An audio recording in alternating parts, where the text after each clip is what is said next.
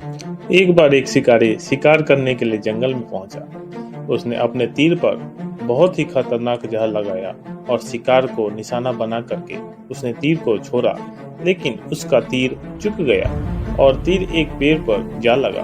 वह पेड़ बहुत ही हरा भरा और बहुत सारे तोते उस पेड़ पर रहते थे। जैसे ही वह जहरीला तीर उस पेड़ पर जाकर लगा, वह पेड़ धीरे धीरे सूखने लगा और उस पेड़ पर जो भी तोते रहते थे वह एक एक करके उस पेड़ को छोड़कर जाने लगे।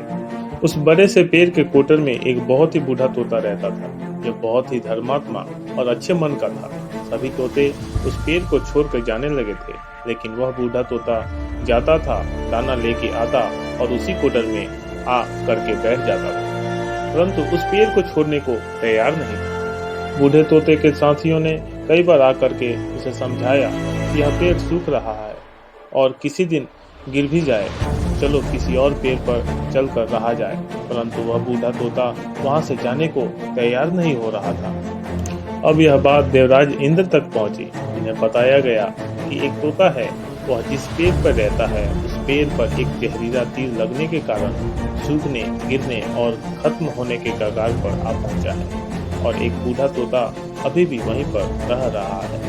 वह दाना लेकर आता है और वहीं पर रहता है, जबकि उस जंगल में बहुत सारे पेड़ हैं, लेकिन वह उसी पेड़ पर रह रहा है। देवराज इंद्र प्रकट हुए और उस बूढ़े तोते से कहने लगे कि आप बहुत धर्मात्मा हैं, बहुत ही अच्छे मन के हैं, लेकिन आप इस पेड़ को छोड़कर किसी और पेड़ पर चले जाइए, क्योंकि यह पेड़ कुछ ही दिनों में गिर जाएगा।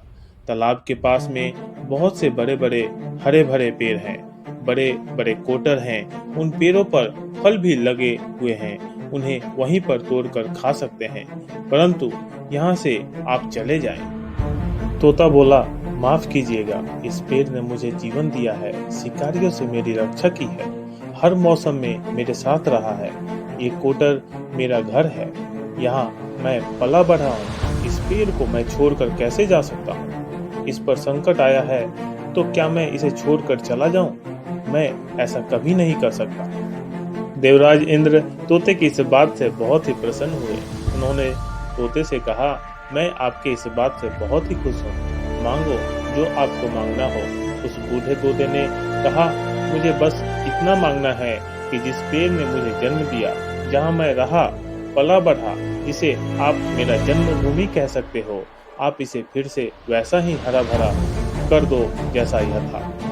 देवराज इंद्र ने अमृत से उस पेड़ को सींच दिया और पहले की तरह हरा भरा कर दिया। अब वापस से उस पेड़ पर आकर के बाकी तोते रहने लगे और बूढ़ा तोता कुछ समय तक और जिंदा रहा, फिर उसकी मृत्यु हो गई और वह स्वर्ग में चला गया। यह कहानी हमें सिखाती यह है कि जब भी किसी इंसान का बुरा दौर आता है तो इमोशनली वह टूटा हुआ होता है, उसे किसी की सहारे की जरूरत होती है, किसी की आवश्यकता होती है। अगर आप ऐसे समय में उसे छोड़कर चले जाएंगे, उसे बात नहीं करेंगे, मुंह मोड़ लेंगे, तो आपसे बुरा कोई नहीं है, क्योंकि आप किसी के सुख का साथी बने या ना बने, लेकिन आपको हमेशा किसी के दुख का साथी जरूर बनना चाहिए।